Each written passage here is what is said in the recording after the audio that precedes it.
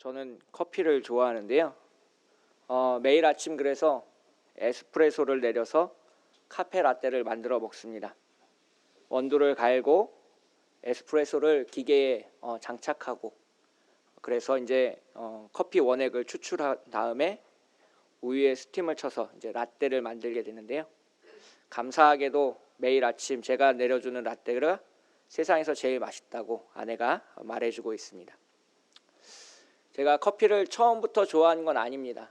저도 20살 때는 커피는 무슨 맛으로 먹는지 잘 몰랐습니다. 그래서 시험 공부 준비할 때 잠을 깨기 위한 목적으로 이제 커피를 마시고는 했습니다. 그래서 커피는 항상 쓰고 맛이 없는 그런 것이었습니다. 그래서 항상 달달하게 설탕을 많이 넣은 믹스 커피를 마셨는데요. 2008년 겨울 어느 날 한 전도사님을 만나서 커피의 세계에 대해서 눈을 뜨게 되었습니다. 그 전도사님은 커피를 이제 핸드드립으로 저한테 내려서 줬는데요. 그 커피는 제가 알고 있던 커피 맛이랑 많이 달랐습니다. 그 커피는 쓴맛이 나는 것이 아니라 구수한 맛이 났어. 그래서 그때 먹었던 커피 맛을 비유하자면 어머니가 어릴 때 끓여주시던 그 누룽지 있잖아요. 약간 탄맛 나는 누룽지? 그런 누룽지의 맛하고 비슷했습니다. 그래서 그때 처음 커피가 맛있다라는 것을 알게 되었습니다. 우리의 혀는 5가지의 맛을 느낄 수가 있는데요. 단맛, 짠맛, 신맛, 쓴맛, 매운맛을 느낄 수 있습니다. 그 중에 커피는 4가지 맛을 우리에게 전해줍니다. 매운맛을 빼고 4가지 맛을 전해주는데요. 그래서 어떤 커피숍을 가면 사과향처럼 매우 달달한 커피를 우리에게 제공해 주기도 하고요. 예가체프라는 원두로 내린 커피는 신맛이 매우 강해서 이제 처음 드시는 분들은 떫다라고 이야기하시는 경우도 있습니다. 케냐에서 자란 커피 원두를 가지고 커피를 내리면 쓴맛이 나고, 또한 같은 원두라도 얼마나 오래 볶았느냐에 따라서, 얼마나 센 불에 볶았느냐에 따라서 맛이 달라집니다. 이것을 우리가 보통 로스팅이라고 하는데요. 알기 쉽게 설명하면 약한 불에 구우면 이제 과일향이 좀 오래가고 유통기간이 길어집니다. 강한 불에 볶으면 커피향이 깊어지고 쓴맛이 더 강해집니다. 그래서 자기 취향에 따라 달콤한 커피를 마실 수도 있고 쌉쌀한 커피를 마실 수도 있습니다. 이제 맛에 관한 이야기를 조금 더 드리면 우리 몸에 부족한 것이 이제 맛으로 나타나게 됩니다. 우리 몸에 당분이 필요하면 우리는 단 것을 먹고 싶어 하고요. 우리 몸에 염분이 부족하면 짠 게 땡깁니다. 몸에는 이 5가지 맛을 가지는 영양소가 전부 잘 어우러져야 건강한 사람으로 살아갈 수 있습니다. 침샘이 자꾸 마르는 분들에게는 신맛이 강한 음식이 몸에 좋다고 합니다. 그래서 금식 기도를 하게 되면요, 이렇게 침샘이 자꾸 마르게 되는데요. 그래서 금식 기도를 오래 하시는 분들에게는 레몬을 적당하게 썰어가지고 입안에 오래 물고 있다가 뱉는 것을 이제 권면하고 있습니다. 그래서 레몬의 신맛이 침샘을 자극해서 우리 몸의 호르몬 분비를 원활하게 하는 데 큰 도움이 되기 때문입니다. 제가 갑자기 설교 시간에 웬 커피 이야기를 이렇게 길게 하는지 좀 궁금하실 겁니다. 제가 지난주에 조금 신기했던 건 뭐냐면, 제가 기도하는 방법을 이제 손가락을 통해서 이제 가르쳐 드릴 때에 많은 분들이 이렇게 갑자기 펜을 잡고 글씨를 쓰기 시작하셨습니다. 그래서 사실 교회를 오래 다녔지만 기도하는 법에 대해서 제대로 배울 수 있는 시간은 그렇게 많지 않다라는 것을 제가 알게 되었는데요. 마찬가지로 제가 매일 설교 시간에 성경을 읽어야 됩니다, 성경을 읽어야 됩니다라고 말하고 있지만 사실 성경을 어떻게 읽으면 좋은 건지에 대해서는 별로 이야기를 안 했습니다. 그래서 오늘은 성경을 읽는 방법을 커피 내리는 것에 비유해서 좀 설명을 드릴까 합니다. 그래서 커피를 내리기 위해서는 먼저 원두를 곱게 갈아야 됩니다. 이거를 우리가 분쇄라고 이야기하게 되는데요. 두 번째는 그 커피를 이제 기계에 올바르게 장착하는 과정을 거치게 됩니다. 그래서 이것을 이제 끼우기 혹은 장착하기라고 이야기하게 되는데요. 맨 세 번째 과정은 이제 그 스팀을 내려가지고 그 커피에서 이제 압력, 구기압의 압력이 이상적이라고 합니다. 그 구기압의 압력을 가해서 이제 커피가 추출되게끔 하는 그러한 세 단계의 과정을 거치는데요. 우리가 성경을 읽을 때도 마찬가지로 이 세 단계의 과정을 거치면 좋은 건강한 성경 읽기를 할 수 있습니다. 그래서 성경을 처음 읽으시는 분들한테는 그냥 하루에 한 장 정도 읽으시면 한 3년에 걸쳐서 성경을 한번 읽으실 수 있고요. 성경에 대해서 좀 친숙함이 있으신 분들은 하루에 4장, 5장 정도를 읽으면 1년에 한 번 정도 성경을 완독하실 수 있습니다. 제가 진짜 열심히 성경을 읽어본 해가 있는데요. 1년에 5번 읽으면 진짜 아무런 취미생활도 안 하고 성경만 읽은 겁니다. 그래서 그렇게 해서 성경을 읽을 수가 있는데 그 성경을 읽을 때 오늘 본문을 예로 들면 먼저 분해하는 과정을 거쳐야 됩니다. 그래서 이 분해하는 과정을 우리는 요약한다라고 합니다. 먼저는 본문을 요약해야 됩니다. 그래서 6가지의 원칙을 가지고 분해해야 되는데요. 우리가 잘 알고 있는 육하 원칙에 의해서 그 본문을 분해하게 되어 있습니다. 그래서 언제, 어디서, 누가, 무엇을, 어떻게, 왜, 이 6가지에 대한 질문을 본문 속에서 찾아서 이제 먼저 하나하나 혹은 3줄 정도의 문장으로 요약하게 됩니다. 자신만의 언어로 내가 생각하는 문장으로 이렇게 한 3줄 정도로 요약을 하게 되는데요. 그렇게 요약한 다음에 이제 커피 머신에 커피를 위치시키는 작업이 필요합니다. 그래서 저는 이것을 본문 속에 나의 위치를 파악하기라고 합니다. 오늘 본문을 가지고 예를 들면 베드로의 위치에 서서 오늘 본문을 읽을 수도 있고요.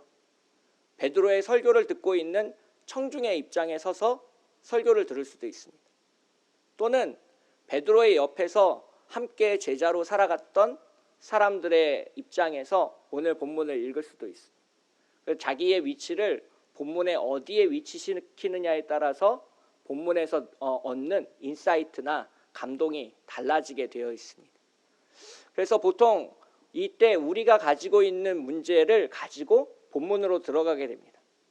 저는 요즘 사람은 왜 변하지 않을까 이런 고민을 가지고 이제 본문을 읽기 시작하고 있는데요. 그래서 저 같은 경우에는 변화에 초점을 맞춰서 오늘 본문을 읽게 되고 왜 사람은 그리고 어떤 과정을 거쳐서 변화하게 되는가에 초점을 맞춰서 본문을 읽었습니다. 이처럼 자기가 가지고 있는 문제를 가지고 본문을 가지고 들어가면 똑같은 문제를 가지고 고민하고 있는 한 사람을 만나게 됩니다. 그 사람을 만나서 그 사람에게 감정이입을 하게 되고 그 사람 가운데 하나님께서 어떤 일을 행하셨는지를 살펴보면서 우리의 문제를, 오늘의 삶의 문제를 해결해 나갈 수 있습니다. 그렇게 해서 본문 안에 나의 위치를 시킨 다음에 아주 오랜 시간 동안 본문을 묵상하는 과정을 거치게 됩니다. 이럴 때는 공책은 잠깐 접고 산책을 해도 괜찮고요. 하루 종일 그 의미를 곱씹으면서 하루가 다 지나가도 괜찮습니다. 그렇게 해서 오랜 기간 동안 추출하는 과정을 거치게 되는데요. 그 과정 가운데 그 말씀 가운데서 하나님이 나한테 이야기하시는 이야기가 튀어나오게 되어 있습니다. 그렇게 해서 받아들이는 그러한 과정이 마치 커피를 내리고 마시는 그러한 것과 비교할 수 있겠습니다. 그래서 오늘 본문을 그런 식으로 해석을 하게 되면 먼저 누가 오늘 본문 속에 등장하는가부터 살펴볼 수 있습니다. 제가 생각하는 것은 오늘 본문 속에 총 3부류의 사람이 있습니다.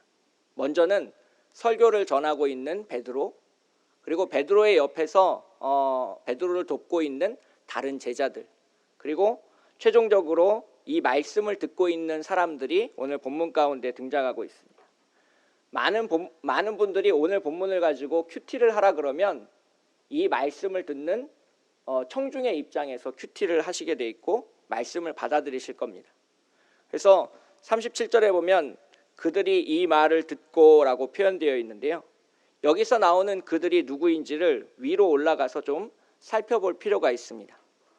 그래서 14절을 함께 읽으실 텐데요. 14절을 보시면 그들이 누구인지 알 수 있습니다. 14절 말씀 함께 읽겠습니다. 시작. 베드로가 11사도와 함께 서서 소리를 높여 이르되 유대인들과 예루살렘에 사는 모든 사람들아, 이 일을 너희로 알게 할 것이니 내 말에 귀를 기울이라. 37절에 등장하는 그들은 바로 유대인들과 예루살렘에 사는 사람들입니다. 5절에도 그들이 어떤 사람이었는지에 대해서 보여주고 있는데요. 5절 말씀을 보면 그때 경건한 유대인들이 천하 각국으로부터 와서 예루살렘에 머물러 있었다라고 기록하고 있습니다. 그래서 베드로의 말씀을 듣고 있는 사람들은 오순절에 예루살렘에 방문한 경건한 유대인들이었습니다. 그리고 이 사람들은 당시에 마가의 다락방에서 성령이 강림하는 사건을 직접 눈으로 목격했습니다. 여러 가지 방언이 터져 나오고 사람들의 몸이 술에 취한 것처럼 흔들리는 것을 목격했습니다. 그리고 그것을 이상하게 여긴 유대인들과 예루살렘 사람들에게 베드로가 설교를 시작했는데요. 언제 어디서 누가 무엇을 왜 이렇게라는 질문에 대답하기 위해서는 먼저 1절을 참고해야 됩니다. 1절 말씀을 보면 오순절 날이 이미 이름에 그들이 다 같이 한 곳에 모여 있었다라고 이야기하고 있습니다. 그래서 오늘 본문의 시간적인 배경은 우리가 잘 알고 있는 오순절입니다. 그리고 장소는 많은 사람들이 모인 한 곳이라고 본문에서 이야기하고 있는데요. 교회의 역사와 전통을 따르면 아마도 마가의 다락방에 사람들이 모여 있었을 것이다라고 추정하고 있습니다. 그렇게 해서 오늘 본문을 한 문장으로 이제 요약해 볼 수가 있는데요. 오순절날 다 같이 모인 한 곳에서 경건한 유대인들이 베드로의 설교를 듣고 세례를 받았다라는 짧은 한 문장으로 오늘 본문을 요약할 수 있습니다. 그래서 오늘 본문의 핵심 가운데는 경건한 유대인들이 세례를 받고 그리스도인이 되었다, 변화되었다라는 사실에 초점을 맞추고 있습니다. 그래서 경건한 유대인들이 어떻게 하나님의 말씀을 듣고 세례를 받았는지 37절 그리고 41절에 나와 있는데요. 37절을 보면 그들이 이 말을 듣고 마음에 찔림이 있었다라고 이야기하고 있습니다. 그래서 하나님의 말씀이 이 유대인들을 불편하게 했다라는 것을 이야기하고 있습니다. 베드로가 전한 설교가 자신들이 뭔가 큰 잘못을 저질렀다라는 것을 깨닫게 하는데 도움이 되었다라는 것을 이야기하고 있는데요. 베드로가 전한 설교는 14절부터 36절까지 아주 긴 설교입니다. 오늘 우리는 베드로가 전한 설교 중에 가장 마지막 결론 부분인 36절 말씀을 함께 읽었는데요. 36절 말씀을 다시 한번 읽어보도록 하겠습니다. 시작. 그런즉 이스라엘 온 집은 확실히 알지니 너희가 십자가에 못 박은 이 예수를 하나님이 주와 그리스도가 되게 하셨느니라 하니라. 오늘 본문은 분명하게 강조하고 있습니다. 너희가 예수를 십자가에 못 박았다. 그리고 오늘 우리는 이 본문 속에서 베드로의 말씀을 듣는 청중의 입장에서 말씀을 듣고 읽고 있습니다. 즉 베드로의 반대편 경건한 유대인의 자리에서 오늘 본문을 읽고 생각하게 되어 있는데요. 그렇다면 우리는 36절을 이렇게 읽을 필요가 있습니다. 확실히 알지니 우리가 그리고 내가 십자가에 못 박은 이 예수를 하나님이 주와 그리스도가 되게 하셨느니라 라고 이야기하고 있습니다. 오늘날 우리에게 적용하면 한국교회가 예수를 십자가에 못 박았다라고 이야기할 수 있습니다. 한국교회가 그동안 이단과 사이비에 무관심해서 그 이단과 사이비가 버섯처럼 그리고 곰팡이처럼 자라나서 예수 그리스도의 영광을 가리는 그러한 사건을 우리는 현재 목격하고 있습니다. 그리고 그 이단과 사이비가 자라난 것은 철저하게 우리의 무관심이 있었기 때문에 가능했다라는 것을 알 수 있습니다. 그래서 우리의 무관심이 그리고 우리의 나태함이 그러한 이단을 키웠고 그 이단들이 결국 하나님의 영광을 가리는 그러한 사건이 있었습니다.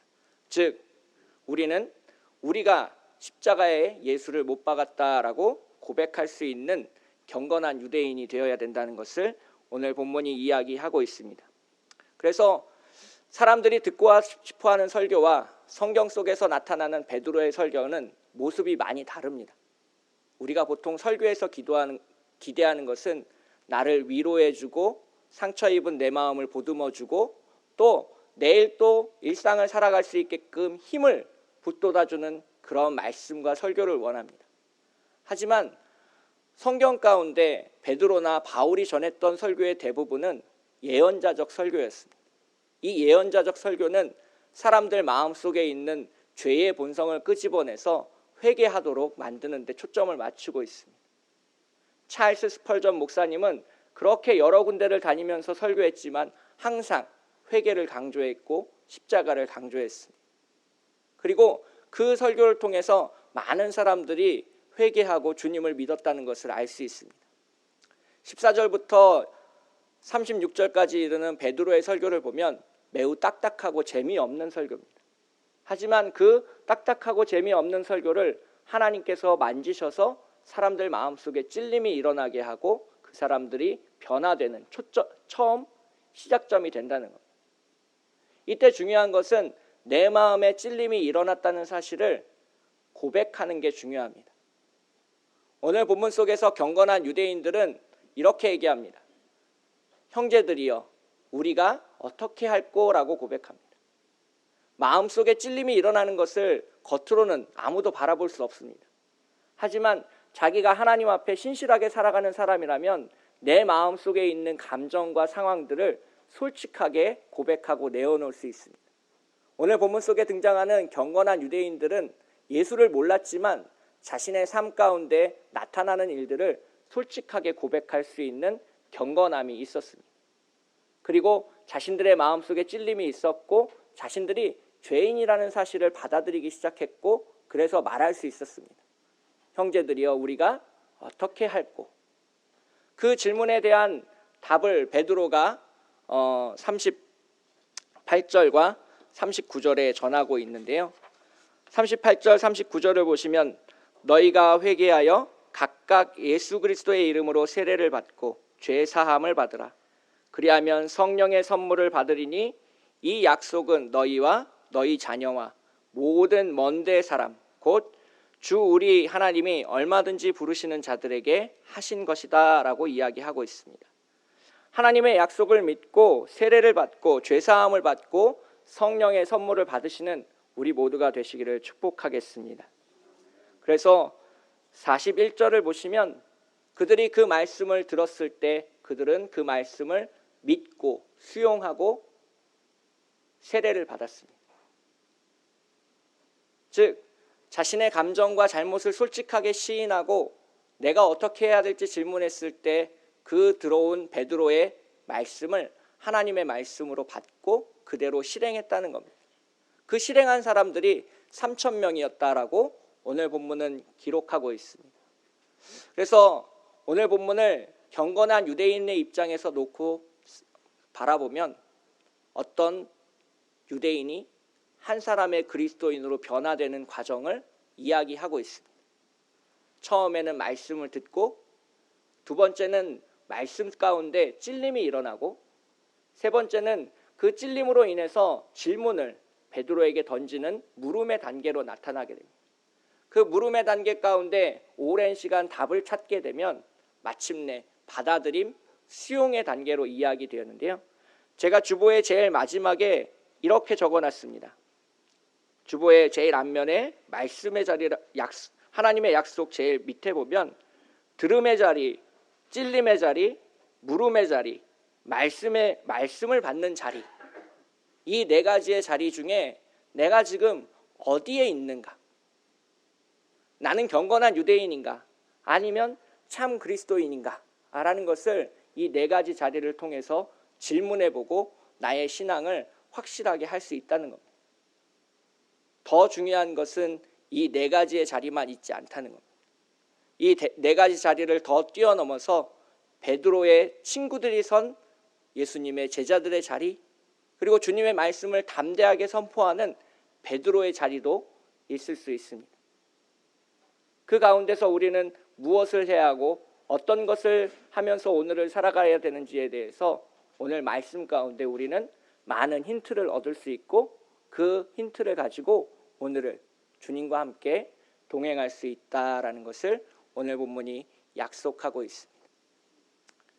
그동안 한국교회가 하나님의 영광을 많이 가리는 일들을 많이 했습니다. 그 원인 중에 가장 큰 것은 우리가 주님의 말씀을 더 깊이 묵상하는 힘을 갖지 못했기 때문입니다. 더 빨리 달리려고 하고 더 멀리 가려고 하는 사람일수록 기초 체력이 충실해야 됩니다.